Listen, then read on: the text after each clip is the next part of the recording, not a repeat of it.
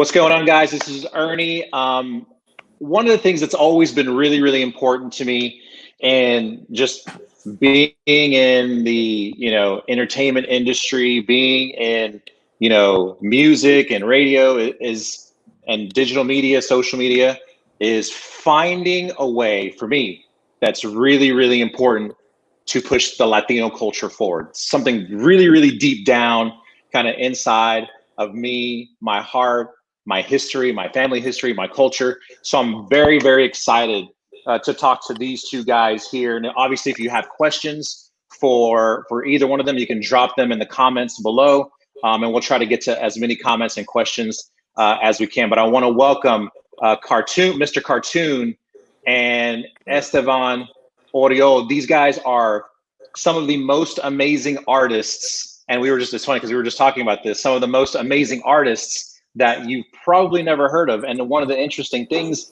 is that these people that are quote unquote like Estevan behind the camera, or in Cartoon's case, creating the art on high profile artists, people don't really know who you guys are or know those stories. So first of all, thank you guys for hanging out with us for a second. How long you guys been friends? Since 1992. 1992. I graduated high school in 1993. Yeah, it's been a long time. Yeah. Good time in LA. Where did you guys first meet? In Hollywood, at the Hollywood Athletic Club on Sunset Boulevard. It was a Penthouse Players record release party, and Cartoon had done all the artwork for the album cover. Mm-hmm. So it was like DJ Quick and the guys from Black Mafia and them were there, or Above the Law. Above the Law. Oh, yeah. I remember them. They were up in there. The guys from X Clan were there. X Clan. I went with a friend of mine named Donnie Charles, and we were at that party, and he goes, "Hey, at that time there wasn't a lot of Latinos at the hip hop events. It was, mostly African Americans, a couple sprinkled in Latinos, Asians, and whites. So we scanned the room, and he goes, 'Hey, there's my other Mexican homie right there, Mr. Cartoon.' So he goes, 'Hey, you got to meet him. Homeboy's cool. He low rides. Let's go chop it up with him.'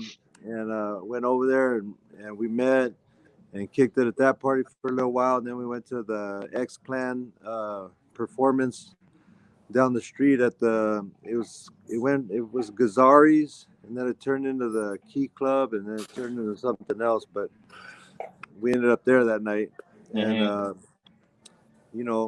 was the beginning of what it is today. And unfortunately, our friend Donnie Charles didn't get to make the whole journey with us. He passed away in 1994 from cancer, but at that time, he was the manager of WC and the Mad Circle, and he had a record label called Hood Rat Records, and he also had a car club called Hood Rat Car Club. So he was tied into both of us through low riding and the music industry. But we all are, we're born and raised in LA. Toons is from the Harbor area. I'm from the West Side. Donnie was from Watts. So, it was cool that at that time, low riding and the music industry brought the whole city together. So we're here to kind of talk about a movie that you guys have on Netflix called LA Originals. So that's the story of how you guys met.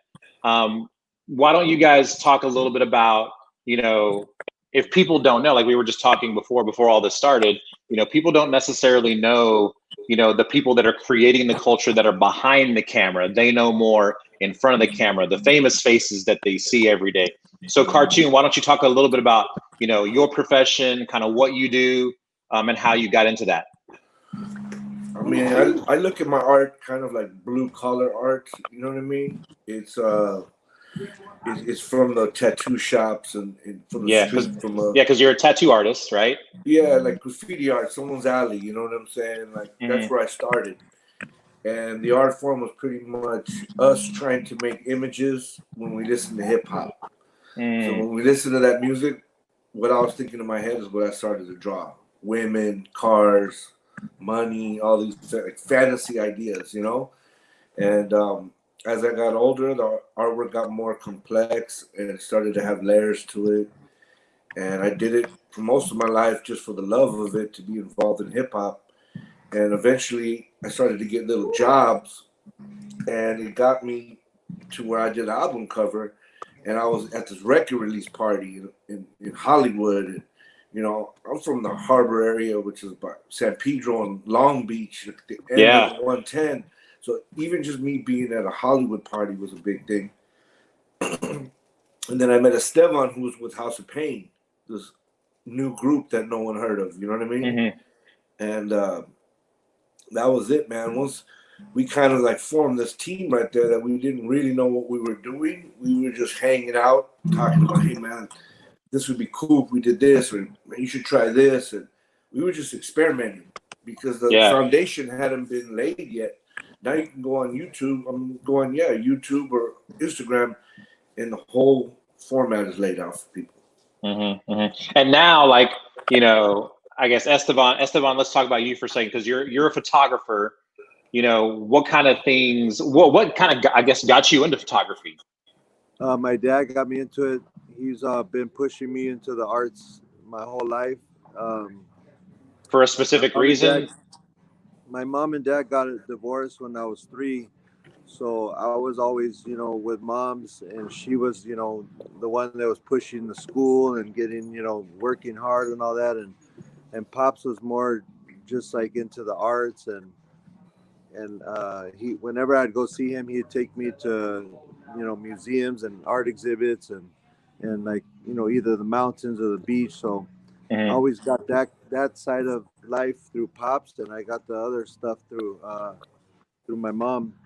So once I got on tour with House of Pain, and I was low riding a lot in East LA with Cartoon in our car club, my dad was like, hey, you should be taking pictures of that stuff. It sounds pretty cool, because I would tell him the stories. And he gave me a camera, and I would shoot some stuff, you know, in the beginning, but it's kind of it was kind of like embarrassing to bring out a camera for me, because it was kind of, you know, back then most people idea of somebody with a camera was either a paparazzi or a tourist. Mm-hmm, mm-hmm. So it felt kind of weird, you know, taking a camera out and putting it in people's face. But you know, I gradually got into it more and more, and then people started liking my photos, so it made it easier. That knowing people liked what I was doing, it made it easier for me to do it. You know? So yeah, so when you guys, you know, I guess, look at your respective arts, whether it's tattoo, cartoon, you were saying that, you know, you listen to the music and you just sort of let, you know, the music kind of influence, I guess, what you're doing. Is there something specific that's in each of your art that, you know, that you have an eye for, or that is there something that you see that you try to capture in that moment? What are those things for you guys? I mean, when I draw an image, I just try to really paint a picture of an experience that I've had, and combine it with fantasy, like putting things in the sky. And I try to use old English lettering and script fonts. And, you know, there's been times where I've taken Estevan's photos and used those as inspiration and painted those pictures like on the side of a lowrider. So, you know, I just pull from everything, and I try to put things in that people will identify with, you know, that they'll feel it and they'll look at it and be like, yeah, man, fuck, I've never seen anybody draw that, you know, or draw a girl looking like a regular girl, or, you know, just show the real life shit. And for a lot of people, they just get a little glimpse into our life, you know. They'll never know what it's like to low ride or get tattooed and all that stuff, but they can peek for a minute. So I guess explain that for a second, Estevan. Explain kind of what Cartoon just said right there. You know, he said people will never really get that experience of what it's really like to, you know, low ride and ride with your homies, and, you know, get that feeling of camaraderie and pushing each other to be better. I guess what is that like for you when you get into those situations, or how would you explain that to someone? You can't really. It's like telling somebody, you know, all about a foreign country that they've never been to. Just You can't know, hope. it's like you Yeah. can show them, you know, certain things. You can show them pictures and tell them stories, but until you hit the ground, you'll never know what it really feels like. But back then, it was like it was real underground culture. You know, there was no social media.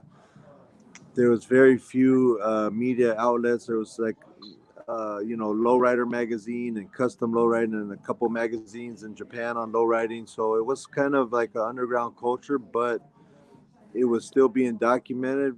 But the way that I documented it was like from an insider's point of view. I was Hmm. documenting it in the streets, whereas those magazines were shooting cars in the studios or at events, and I was Right. shooting more like the lifestyle in the lowrider world. And then as far as the hip hop world was concerned, the same thing. Most people shot, you know, like in a setting or in a studio, and I shot it, you know, from being on tour. You know, we were out Yeah. on the You road shot real shooting. life. Yeah. So Yeah. that was the difference between what I had to offer compared to, you know, the other people in the industry. You know, there's people that were like Jonathan Mannion in New York. I mean, that guy did like probably at least 75% of the album covers in hip hop. It seems like, you Hmm. know, and Yeah. and and I was on tour with all those people, and I was shooting, you know, candid like everyday life type of photos of those same people. But you know, I wasn't getting those big record cover jobs from record labels, you know, because back then those album covers were paying anywhere from 20,000 to $250,000 budgets to do Hmm.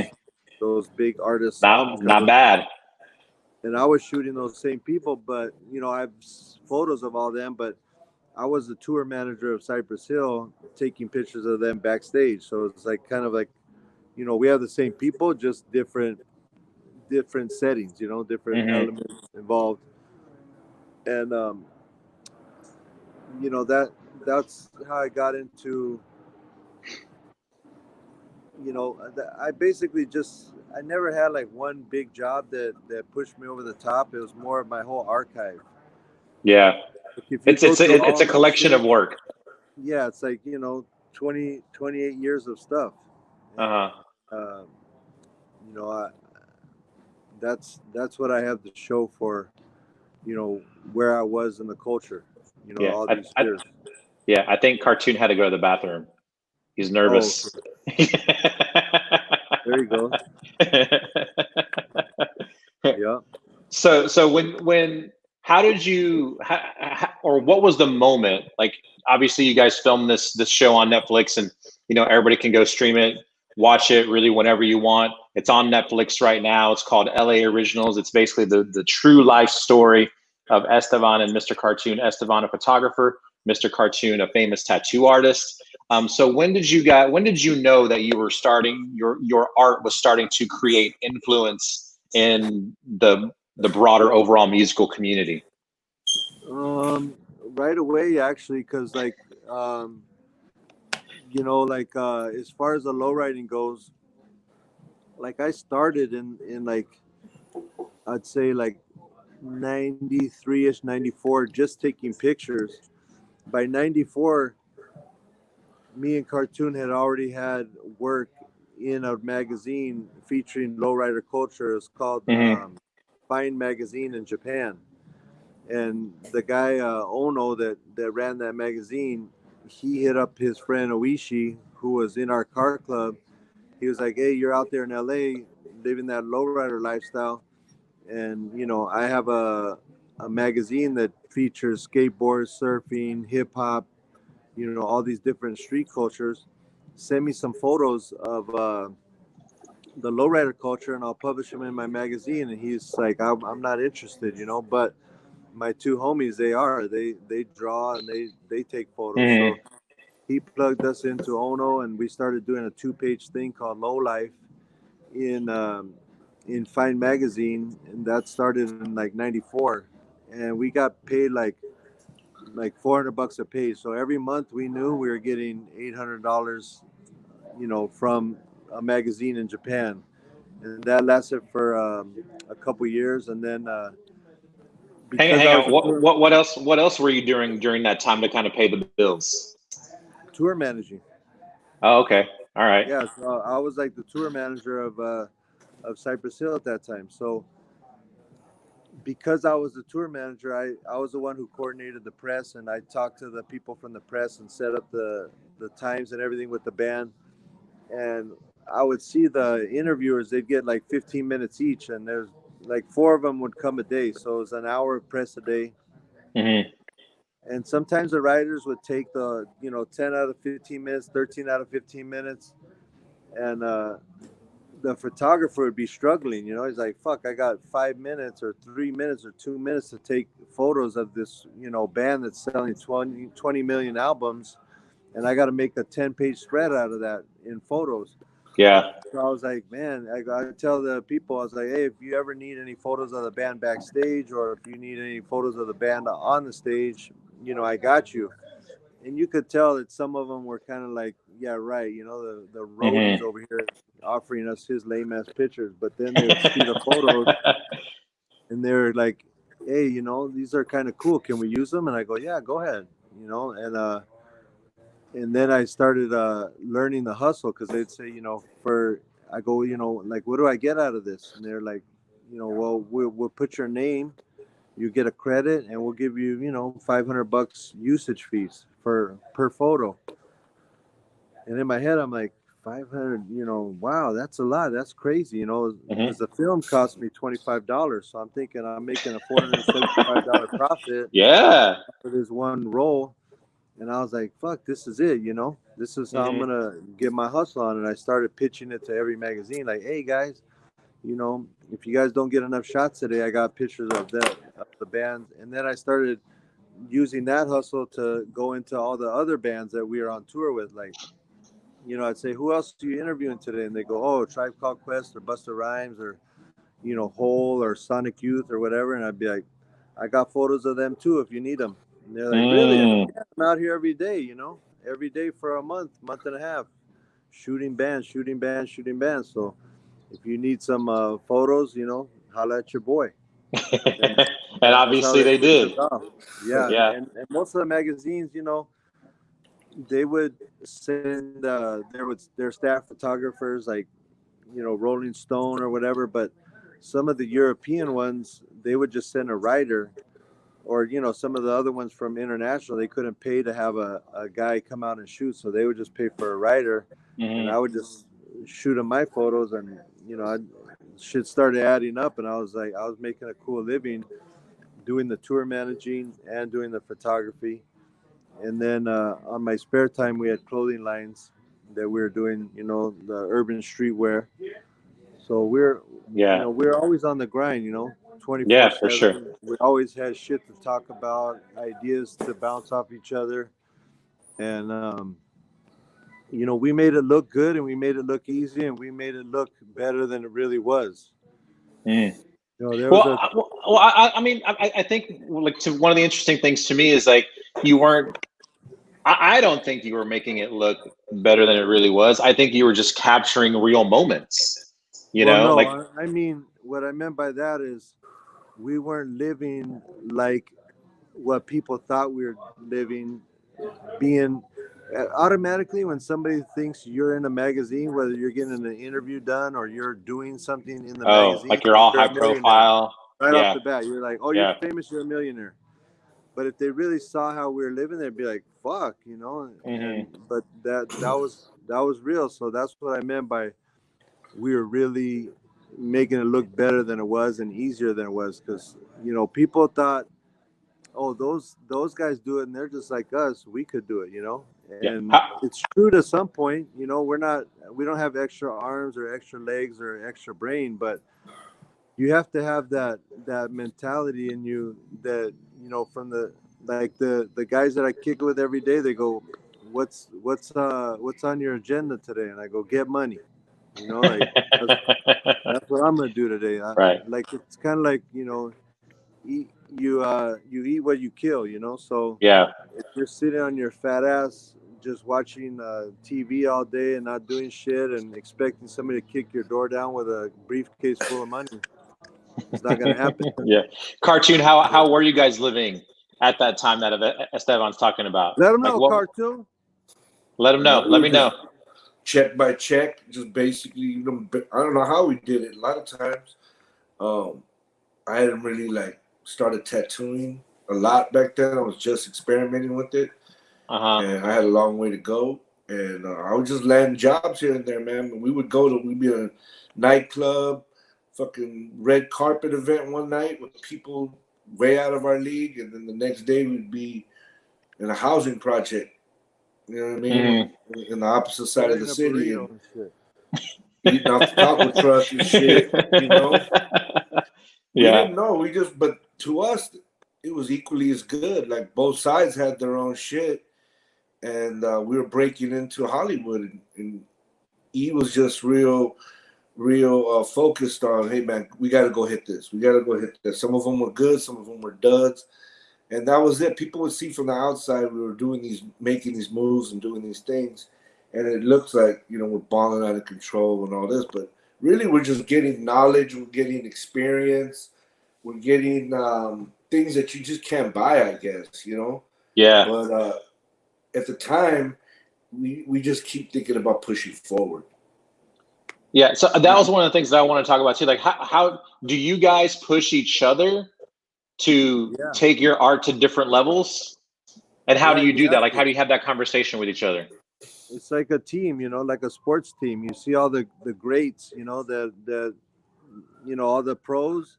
They're constantly pushing each other to be the best, and that's what our whole crew does. The Soul Assassins, like. We're always in touch with each other and bouncing shit off each other's, you know, head. Like I had the demo tape of Cypress Hill in 1989. So the second I got that tape, a cassette tape, I still have it.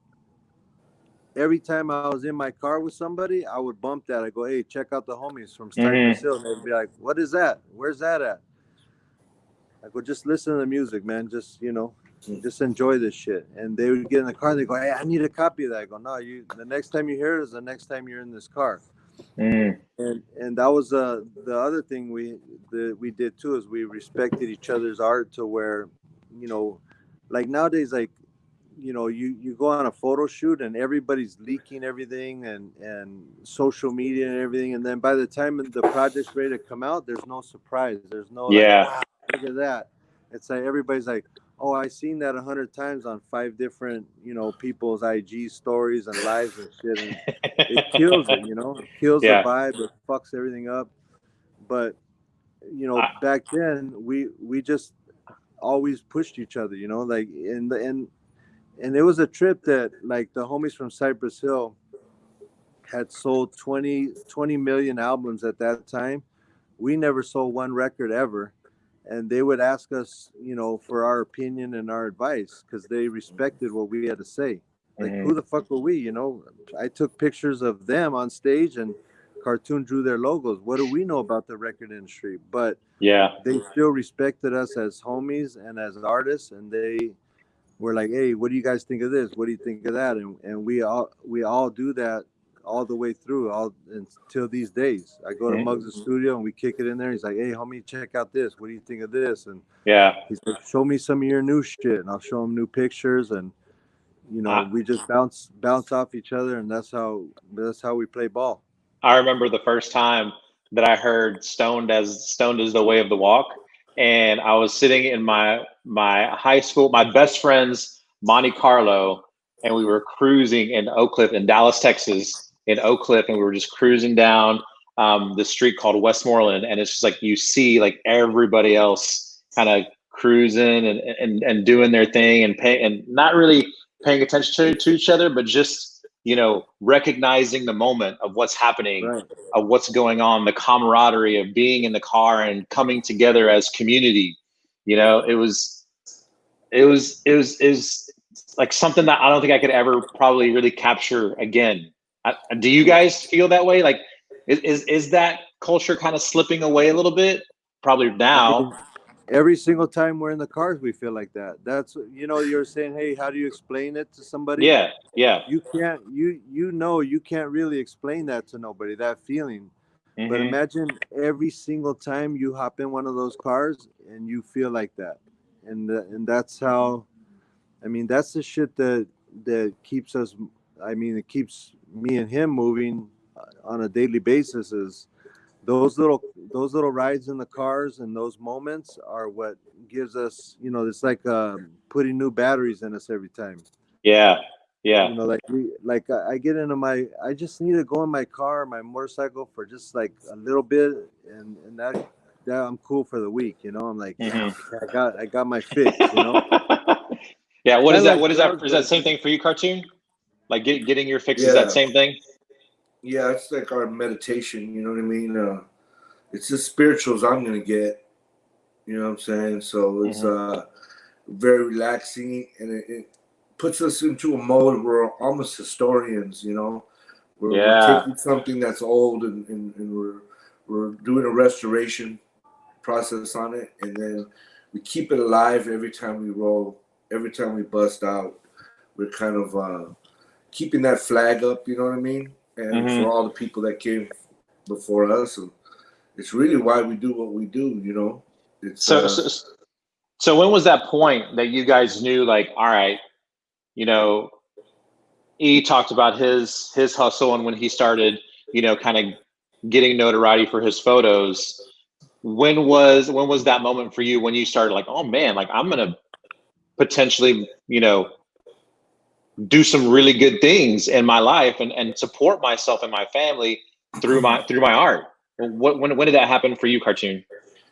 that happens in stages. Every little thing I would have, not everything, but at certain milestones, I would be like, man, there's no way to top this. I worked for Hustler magazine, which was an adult magazine that most guys my age Don't and younger know. grew up to that stuff. Now they got Pornhub, Right. so that shit blowed all that away. But that was a Pornhub of the '90s, Of the and 90s, yeah. it I thought I couldn't go higher than that. And then doing some album covers, seeing my work, say on Sunset Boulevard on a billboard, man, I thought that I had maxed out at that point. And because there was nothing really to compare it to. There wasn't a bunch of street artists that were still listening to hip hop, that had tattoos, that were out there in the street, lowrider, doing graffiti. Yeah. Most of the guys that did it went to like art school or something. You know what I mean? Yeah. They were from a different generation, or anyways, yeah. So we just kept hitting it, and then when I met E, we kind of we created a tag team. Like it's like bombing on someone after a nightclub if your homeboy's there. You know what I mean? Two of you, you're gonna rock somebody. Yeah. One-on-one's a hell of a lot harder. Yeah.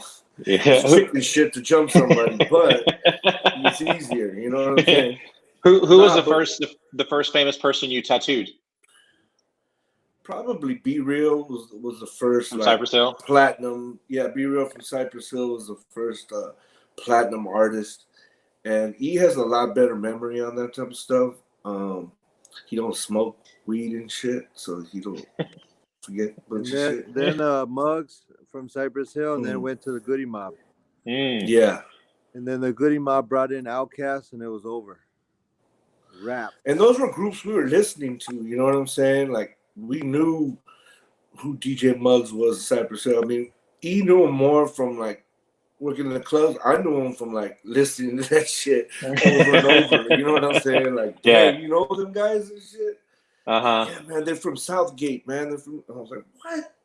So it was just a trip to know that they were local guys, you know what I mean? Yeah.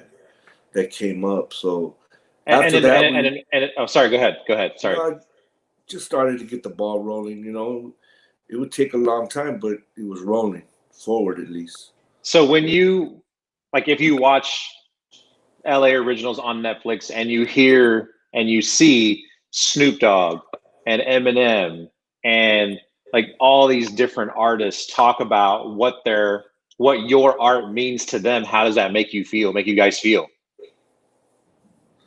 It's just surreal, man. Surreal to hear people that you admire for being an artist compliment you. It's like your peers are talking about you. It's amazing, Mm-hmm. But I think a lot of that, the reason that happens is so many hours of practice by ourselves. Yeah. The times that the camera's not on, people don't see it, and we're just hours and hours chipping away at a mural or chipping away at a tattoo or something that takes a long time. So a lot of it's unseen and consistency over the years.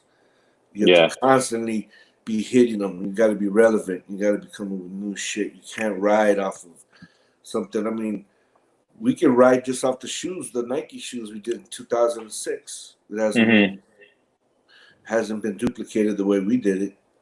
So we could stop right there. But why? Not trying to be a dick. Yeah, why? You could, just keep pushing forward. Well, we have to, for us, we have to just keep doing new stuff because it's a cold world out there, It's only a matter of moments before these youngsters figure it out. Well, and I think one of the interesting things, just hearing you guys talk, it's like hearing the love in your voice for the things that you guys are doing. It's a way to make money, and it's a cool way to make money, but you also love it. And I think that kind of gets lost in some of these things sometimes because everybody's, pursuit is, like Estevan said so eloquently earlier, make that money, get my hustle on, but it's also something that you love to do. You got to love it because it is a job sometimes, So if it helps, if you are passionate about what you're doing, no matter what that is, man, if you're the Starbucks girl, be the fucking best. Be passionate with that shit. Yeah. Love it. Submerge yourself into it. So whose idea was this Netflix movie? Did this come from you guys, or did this come from somewhere outside and be like, hey man, you guys should shoot everything that you're doing right now? No, we did. We've been shooting it, as you can see in the documentary, for over 25 years. So it was, an overnight success. It took 25 years, and it was just a lot of. I'd say the first maybe probably like first 5 years, we didn't know what we were going to do. We were just filming, taking pictures. And then in the early 2000s, we were like, hey, we got enough for a documentary. I think like if you do something for like 5 years, you got enough for a documentary. We started shopping it. And at that point, it was called Ink. And that was before any reality shows. The only reality shows was Cops back then. So that was before any reality shows, and we were getting hit up to do reality shows, and we turned it all down because we thought that was corny. And they were like, well, what do you want to do? We go, we want to do films. We want to do real shit, like we want to do like a Chopper or City of Gods or, something like that. Or we're really into documentaries too back then. And that's the kind of stuff we gravitated towards. That's the kind of stuff we were into, the stuff that we were watching. And when they were hitting us with these reality shows, we were like, man, that is so corny. Like, how could people do that, or who would want to do that? Right. And they took that word ink and just molested it so bad that we never even, I'm only saying it right now. I usually have it bleeped, but they just killed that whole word and that whole thing. So we changed the name to LA Originals, and we ran with it, But what happened was we got signed to Brian Grazer for a 3-movie deal, and the contract was for 7 years or 8 years. So what he wanted to do was do a feature and put the documentary on kind of like on a non-compete status. Right. Because if the documentary would have come out, it would have competed with the feature. So the documentary got shelved for 10 years. And we did the feature. It turned into another project called Lowriders, and we executive produced and consulted on that. And then when that footage came, freed up, our documentary footage, I met Sebastian Ortega, who's a film exec in Argentina, and he's the only guy in Argentina that has a lowrider. He's sleeved down. He goes to work in chucks, khakis, and a white T-shirt. And he was like, hey, what happened to this documentary ink? And I go, funny you ask. I just got the footage back. I got everything. And he was like, do you mind if I give it a shot? I go, no way, let's do it. Because I figure he gets it. You know, he has Yeah. tattoos, and they're not brand new. Uh, and he has, you know, a lowrider, and he's in the movie industry, and he was a fan of ours. So he was like, let me start this off. I'll kick off the first funding, and then, you know, I think I can get it into Netflix if you guys want, because I already have El Marginal and a couple other shows on Netflix. So that was the route we went with. It was like a no-brainer. And he goes, you know, I'm gonna put my best guys on the project, and we'll go from there. So I took all the footage down to Buenos Aires and stayed there for a few weeks, and, you know, met the editing team, and just kind of let them do their flow. And it was a little bit different than what I thought it was going to be before, because every project I've ever been on, I've sat with the editors, you know, day by day, and Yeah. I You was had in your there on hands a on it. daily, weekly basis. But this one, I kind of just had to let go and trust, you know, the team, and they did their thing. They would send me, you know, cuts and edits, you know, online, because it's a new era, and we did it like that. But it was a lot more work than what people thought. You know, you can imagine 25 years of footage, you know, hundreds of hours of tapes and film, and thousands of photos, you know, to pick those, you know, what the best would be for this hour and a half, you know, highlight reel of our life.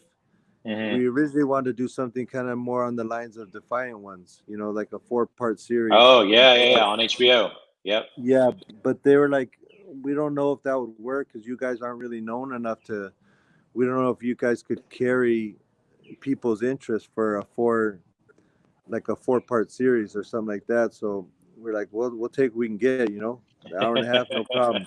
Right. We'll just slam it with the highlights of our life, and, you know, throw it at the wall and see if it sticks. And we did pretty good. It went up to number 5 in the first week. We were chasing down the Tiger King, but he got away. Good. Yeah. Good luck with that one. Yeah, he got Hard to away. compete with that one. So before we wrap this up, I just want to get like one quick story from each of you, because you know you talk about LA Originals being the highlight of your life, but I'm sure, as you said before, like there's so much footage and so many things that aren't in the documentary. What's something that you can share that's probably a little rated PG-13, from just some from you guys' encounters with, you know, some of your clients, tour managing, being on tour, just being with each other? What are some of your favorite memories, just from I guess the time that you've been doing what you've been doing? For me, I would say me and Cartoon spent 2 months in Japan. We did a tattoo tour. It was 13 cities, 5 days in each city, and it was just me and him going to different types of shops. There was a couple traditional tattoo shops. I'd say maybe 2 or 3 tops. So 10 of the shops were like clothing stores or lowriding car building shops, and we would just set up shop in a side room there. It was And like were a you guys surprised to see lowriders in Japan? No, because Cartoon, when I met Cartoon in '92, I had just come back from Japan on a promo tour with House of Pain, and he was on his way there. So that's kind of one of the things we talked about when we first met. I was like, yeah, I just got back from Japan. He goes, oh, I'm going to Japan to mural some lowriders. So by the time we got there, it was like 10 years later or something like that. Okay, so it was already all in. Yeah, they already had like 3 different magazines full blown on lowriders. They had a couple hundred cars in the country. It was full blown. Like they had lowrider car shops, only lowrider. They had lowrider lifestyle clothing shops. So those are the people that we knew we could hit, and we'd be, you know, embraced with open arms. So we'd Right. get there, and every time we get there was just like, you know, the first night they'd take us to this bomb ass dinner. They would bring in customers every day, and they, get us bomb food every single day. And then at the when we were leaving, they throw us like a little party. So, I mean, you do that 13 times in a country where you can't speak one word of the language, and they barely can speak, anything to you. And that's a good experience to share with your best friend and go through and do in life. Like I always encourage people to travel and to, get out of their comfort zone. And you can't get any more out of your comfort zone than going to a foreign country that you don't know one word of their language, and you just roll there with you just go with your homie and you're like, okay, we're here, let's do this. And you watch that unfold, and different things happen every day. And like at the end, we were like losing our minds, like we were kind of like, how you see the people in quarantine, you're driving down the street and you see people losing it. We're kind of like that over there. We're in these small ass towns in Japan that nobody knew. Some of the places we went to, they had never even seen a foreigner. Oh, really? Yeah. So we went to this place and we were walking by, and there was like a 50s looking diner, and they had one of those chalkboard stands out there, and it said tacos. And we look in the place, and it looked like a 50s diner. It had black and white checker floor, and we were like, fuck it. Or we're like, no, you're good. Yeah, I don't even care if they're like those Ortega, shells. Taco shells, powdered, yeah. Like if it's powdered meat, I don't even care. Like, let me just get some kind of Taco Bell looking type of thing. I need a taco. It's been 2 months.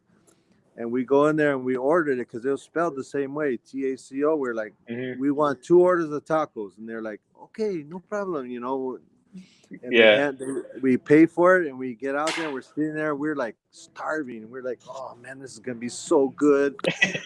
we're so pumped up, high-fiving each other and everything. And they bring it out, and there's like these 15 meatballs on a plate. And we're like, what is this? And over there, taco means octopus. Oh. They brought out these fried octopus balls, and we're like, oh hell no.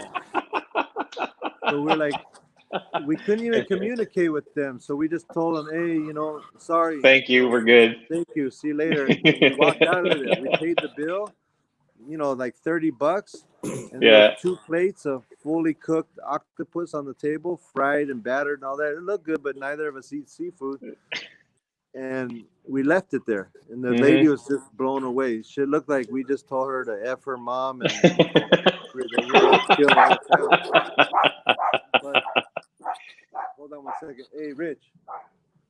Yeah, it's funny. That was a story I was going to tell. No. Those tacos and you gave them back. But yeah, there was a lot of, footage there of people getting beat up or illegal graffiti, bombing going down. We could just do a whole thing on graffiti alone. Yeah. We could do a whole movie just on Japan. We could do one just on lowriding and just on tattooing. So it's just a mountain of footage that E is sitting on, so it's crazy. Awesome. Like, I don't know what to do with it. Everybody's like, hey, where's part 2? Where's part 2? But they don't know that we only got signed to a 1 movie deal, so it's kind of like we do have all this footage, but we have to think of a creative way to use it, and like another kind of project, but where we could use this footage, like maybe a Cypress Hill documentary or a Soul Assassin documentary, something that has us affiliated with it, and that it would make sense to use this footage. Right. Good, dope. Well, it's been so good kind of hanging out with you guys for a minute. Estevan, we'll let you get back to your workout. Get back in your pool, do your laps, man. Get that cardio in. Here we go. And Cartoon Man, thank you guys so much for hanging out. Go watch LA Originals on Netflix right now. You will not regret it. Best hour and a half, probably of your entire week. I bet you. All right, boys. Appreciate you. Thanks, man. Have a good one. Thanks for your time. Thank you. Later. All right. Scan Loke. Tune De Niro.